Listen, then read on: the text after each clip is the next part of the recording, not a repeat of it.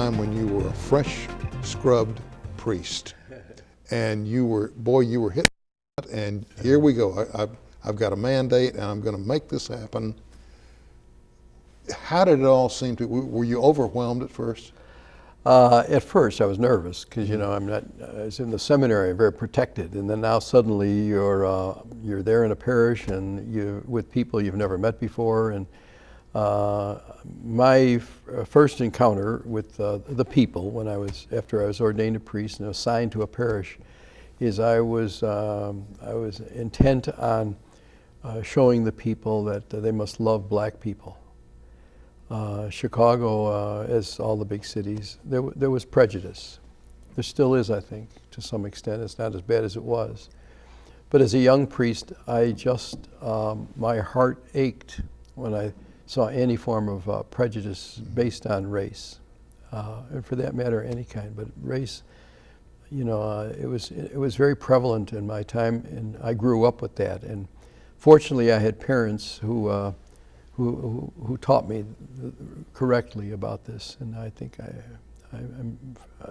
that's probably why I feel so strongly about it.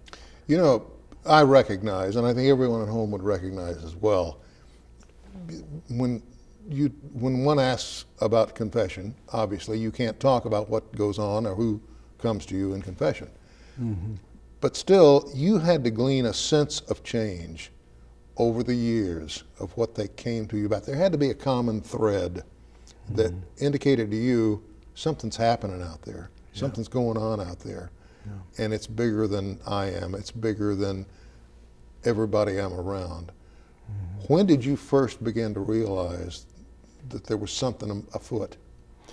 I think in the seminary, actually, because we were not allowed to have the radio or read the newspaper while we were in the seminary. It's all changed now. No television, We just had to study, pray, and we could recreate, of course, but that was very scheduled. But the word got into us, especially when we went home in the summertime. And I realized there was a change in the air. There had to be. Because of the war in Vietnam, I was very conscious that people my age, people I knew, were already over there in Vietnam fighting. And getting killed. One of the first funerals I had as a young priest was the funeral of a Marine who was a parishioner. Mm-hmm. I met him before he left, and he came back in a box. And the pastor asked me to do the funeral, and it was a very sad thing. And so the war in Vietnam had a great influence on people my age, and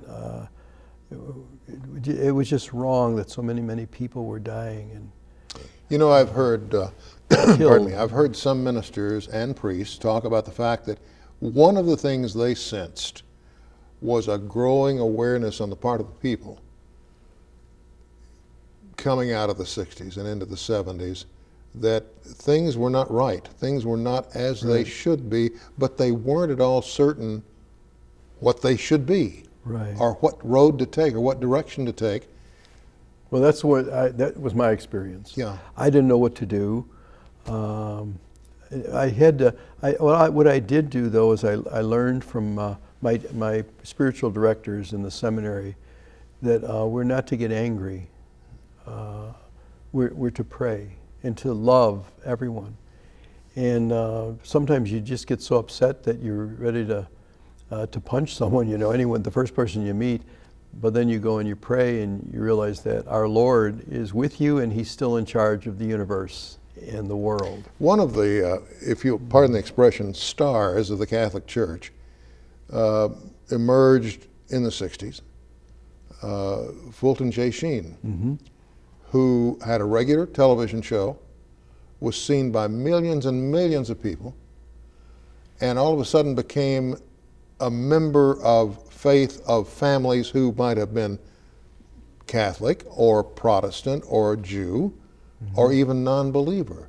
People listened to Fulton J. Sheen, and they watched intently because they were beginning to get something, and it was a point that he was making, which is the point you just made about embracing the brotherhood of man. That's right. And that was a very strong message at that time in this country. That's right. And I think that, it's not new. Actually, the rule that you're talking about is we're to love the sinner and never judge the sinner, but hate the sin. And we've all done things wrong. We're all guilty before God. Not me. All of us. Even the Pope went to confession publicly. Remember, I do. He went over. He was going out to hear confessions in the St. Peter's, and before he did that, he went over to a confessional box, knelt down, and the whole world is watching this, and there he's confessing his sins. And you know what? That brings to mind, if you'll pardon me for interrupting, something else that I hear folks talk about this Pope, that people look at him and say, well, he's one of us. He's one of us. He's like us. He doesn't wear the red shoes. Right. He doesn't ride in the Pope mobile everywhere. What is it, a Fiat he drove in?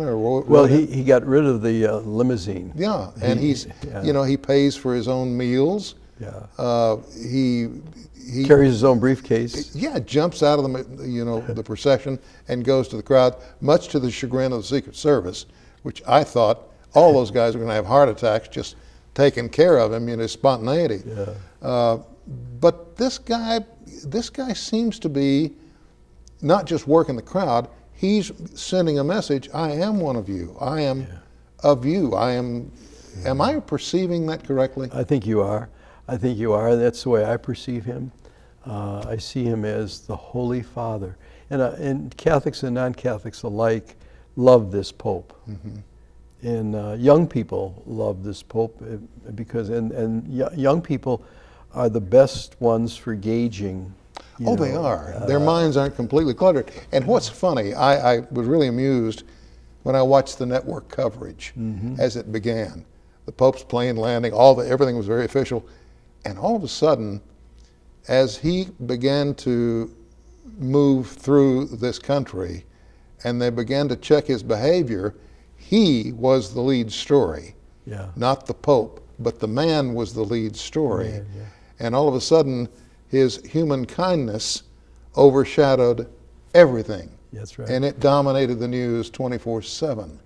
So there had to be something there that young folk could put their hat on in this day and age. And Bishop, I saw a poll not too long ago where it said the ranks of Protestants, Catholics, and Jews in terms of religion is dropping drastically. And people seem to be at a loss. And we have a lot of folk coming out who say, well, I have the cure, or I have the magic word, or I'm in touch. And yet no one seems to be able to grasp what it is that the churches aren't offering.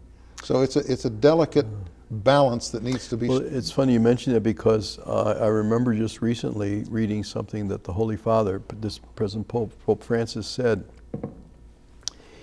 He said, we have too many choices today. He said, years ago, when you went to the grocery store, you didn't have as many things you could choose from, and then you go to the butcher store, and then you go home, and this is air conditioning and no television. There's less choices. Right now, he says, the Holy Father said, there's all the 24-hour space is filled with having to make choices because there are more and more comforts, more and more, and therefore there's very little space for an interior life. There's no reflection. There's just constantly going outside of yourself to get the latest thing that's available. And it continues to be this way as people come up with more and more inventions and more comforts. So I have less than a minute, and I've got to get this in. One of my strongest memories of watching motion pictures had to do with Bing Crosby in the role of a priest. And he fished. What are you going to do when you retire? Are you going to try to get in a little fly fishing? Well, if I want to go fishing, if I want to fish for dinner, I go to Reese's. But there's a commercial for you. Yeah. No, I'm not a fisherman, but I do play golf, and I plan to continue doing that. Thank you so much for giving us your time. and thank you for a wonderful career. Yeah, thank you. That's all the time we have for this edition of Perspectives. I'm Sam Jones. Thank you for joining us, and we'll see you next time.